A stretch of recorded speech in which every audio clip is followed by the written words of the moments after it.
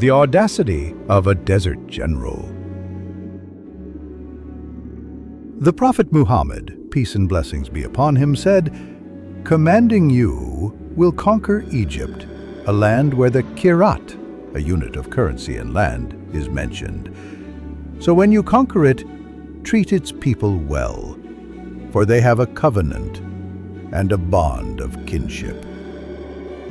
Sahih Muslim 2543c. Thoughtful. What happens when a man's ambition is so vast it borders on madness?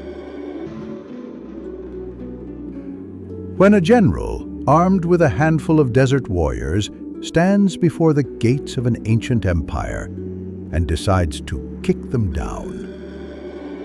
Pondering. Could it be that true vision is not about seeing what is, but what, by the will of God, could be? Dramatic. This is the story of a conquest so audacious, so statistically impossible, that it should have been a suicide mission. Instead, it became a legend.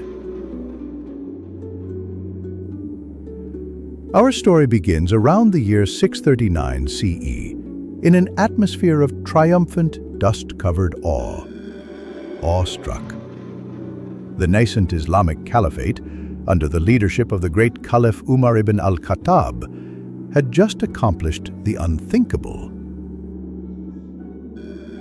The Muslim armies, a force of desert warriors fueled by faith, had shattered the legions of the two great superpowers of the age, the Byzantines and the Persians. The entire Levant, Syria, Jordan, Palestine, had fallen. Jerusalem, the holy city, had been brought under Muslim rule. The armies of Islam now stood as masters of a new, sprawling territory, their morale at its peak, their faith seemingly capable of moving mountains. Introducing. Among the architects of this stunning victory was a man unlike any other, Amr ibn al-As. He was not a man born into the faith. He had been one of its sharpest, most cunning opponents in Mecca. But since his conversion, he had channeled his formidable intellect, his political shrewdness, and his audacious military genius into the service of Islam. He was known as Dahiyat al-Arab, the strategist of the Arabs, a man whose mind could see 10 moves ahead on the battlefield of nations. Having just secured Palestine, Amr stood at the crossroads of the world. To the north lay the battered remnants of Byzantine Anatolia, to the east the collapsing Persian Empire. But Amr's gaze was fixed south, across the harsh, unforgiving Sinai desert. But amidst the splendor of Byzantine Egypt, an unseen darkness had begun to rise. The rulers, adhering to a different Christian creed, brutally oppressed the native Coptic Christian population. The land was rich, but its people were suffering. And Amr ibn al-As, the strategist, saw not just a land of wealth, but a land ripe for liberation. He also remembered the prophecy of his prophet, the promise that this very land would one day fall to the believers. He began to petition the Caliph Umar in Medina for permission to march on Egypt.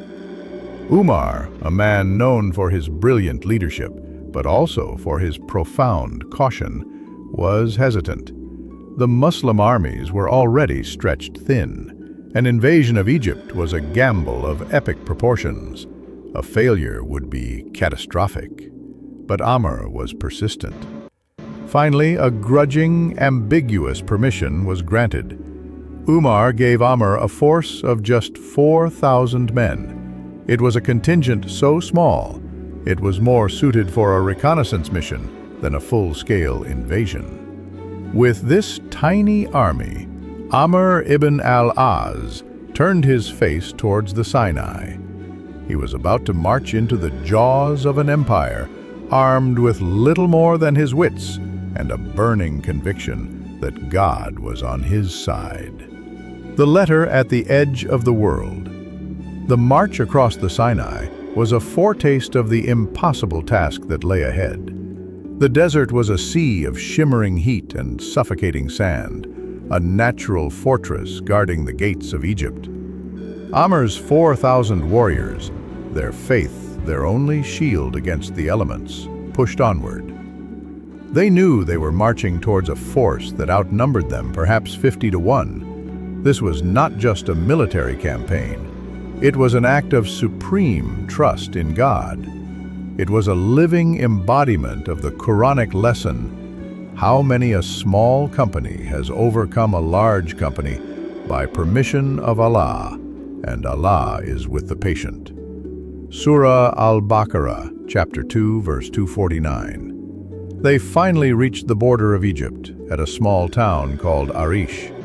It was here, at the very threshold of his audacious gamble, that Amr's heart was plunged into a state of agonizing tension. A messenger on a fast camel arrived from Medina, bearing a sealed letter from the Caliph Umar himself.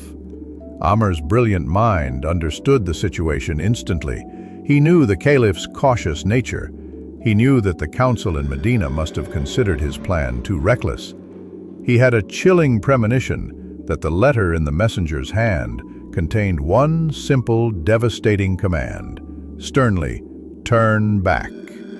His reaction in this moment is a masterclass in leadership and strategic cunning. He did not take the letter.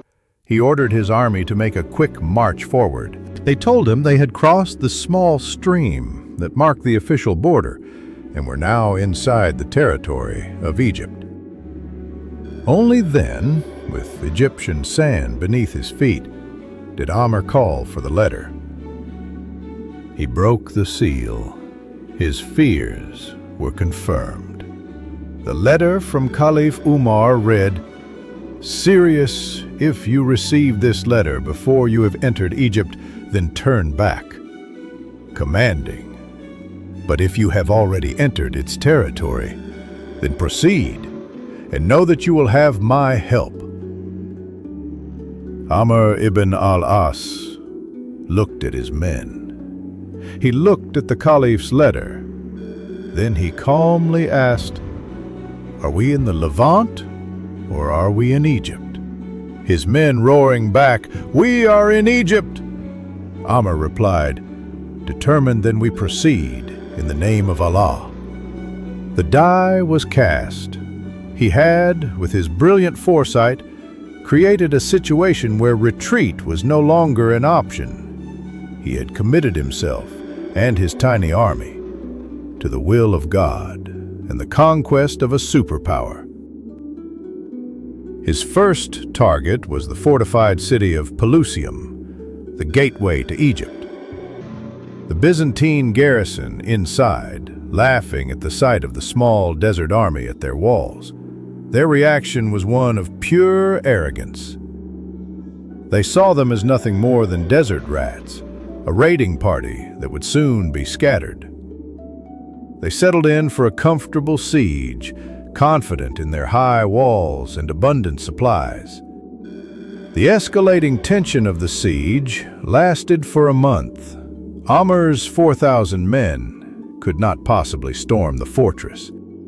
But his genius was not in brute force, but in surprise and audacity. One day, under the command of a brave officer, a small elite group of Muslims found an unguarded section of the wall and, under the cover of a fierce attack elsewhere, scaled it. They raised the cry of Allahu Akbar from within the walls, and the shocked, demoralized Byzantine garrison surrendered. The first domino had fallen. But the news of this impossible victory only served to awaken the sleeping giant. The full might of the Byzantine army in Egypt was now mobilizing. The greatest fortress in the land, the bastion of Babylon, awaited them. And then came the final, unmistakable sign that this would be a war won not by numbers, but by faith and divine intervention. The fall of the fortress of Babylon. The victory of Pelusium was a shock to the Byzantine command, but it was not enough to make them fear. They saw it as a fluke. The true test, the heart of their power in Egypt, lay ahead. It was a fortress of such legendary strength it was simply called Babylon. Its walls were 60 feet high and immensely thick, studded with massive towers.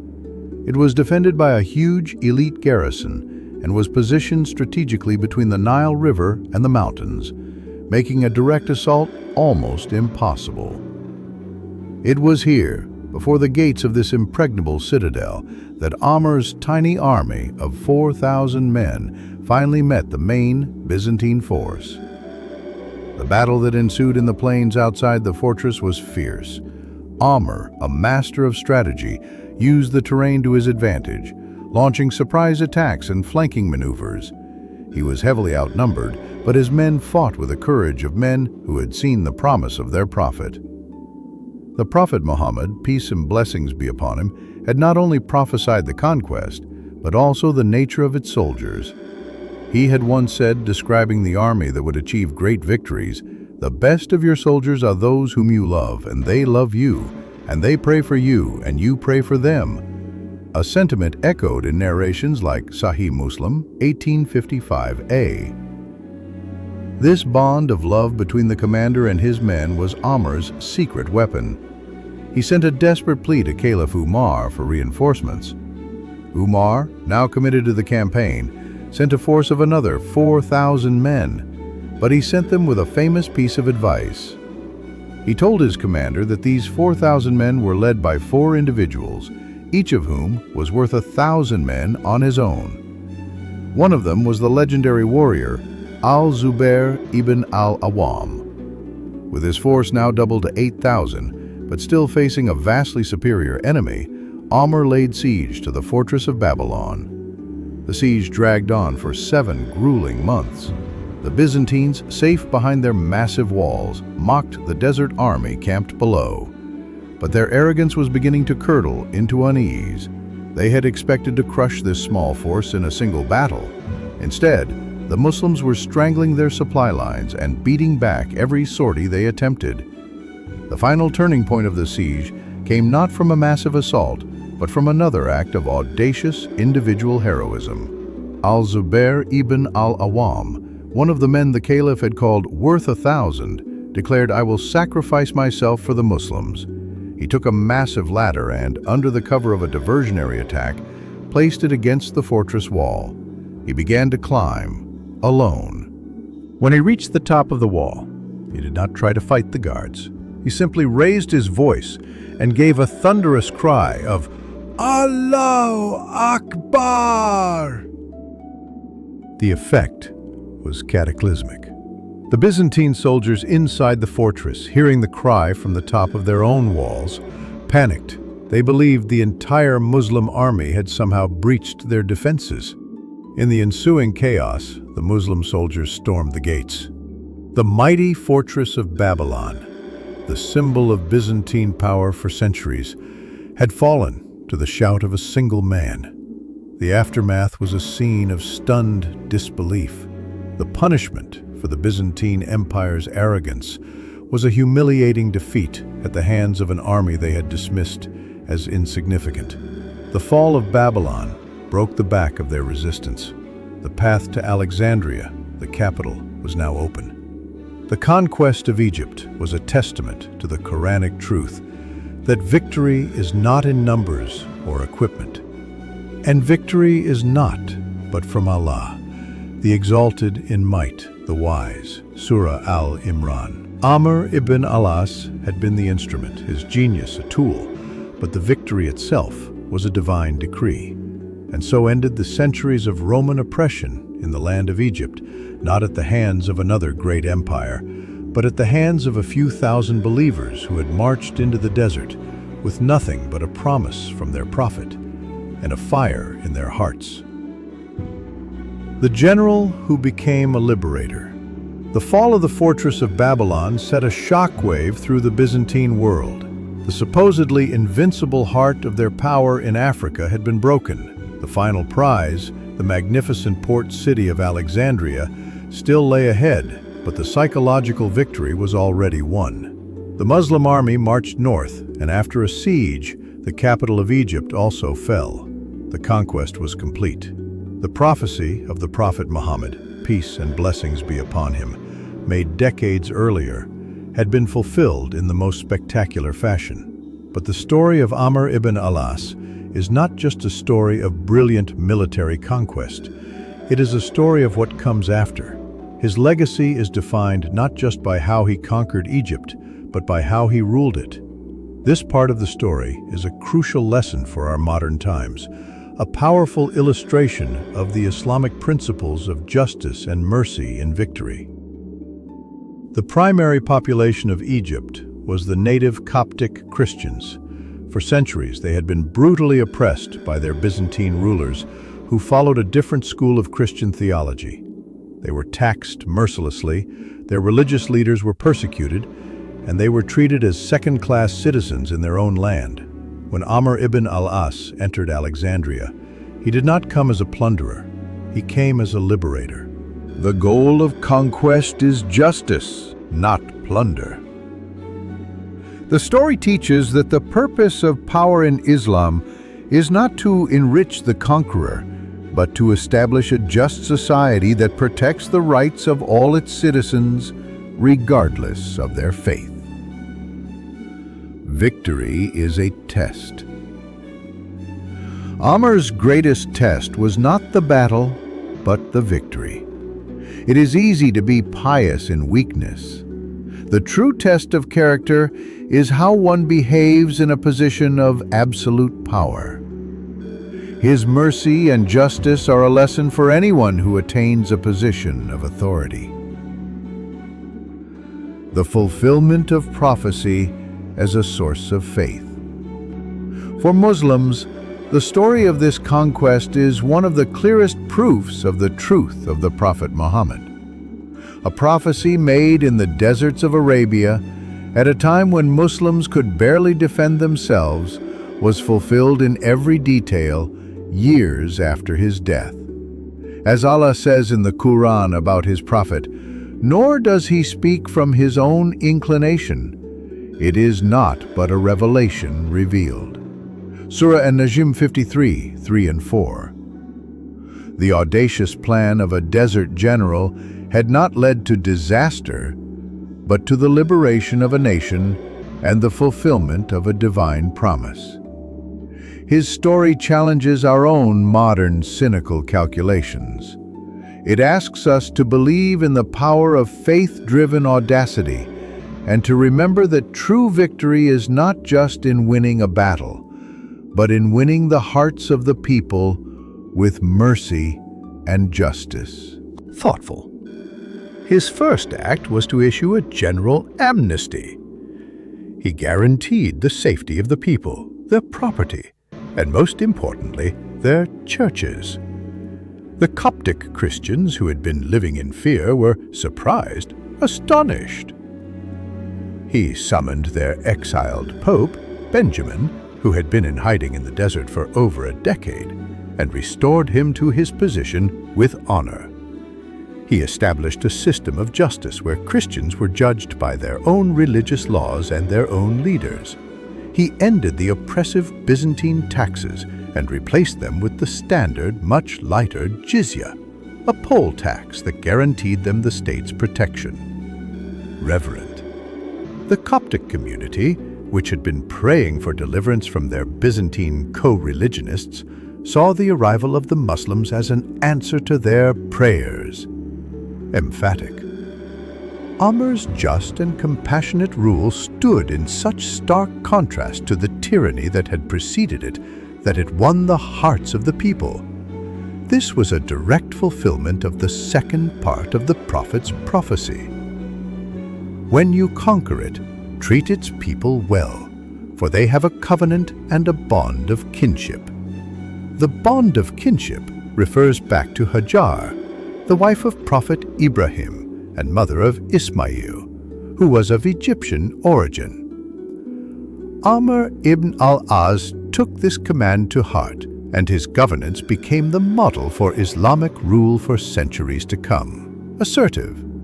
This story is a powerful rebuke to the modern narrative that Islam was spread by the sword. In Egypt, it was the justice of the conquerors, not their swords, that ultimately won the land. The echoes of Amr's actions resonate today, offering timeless lessons.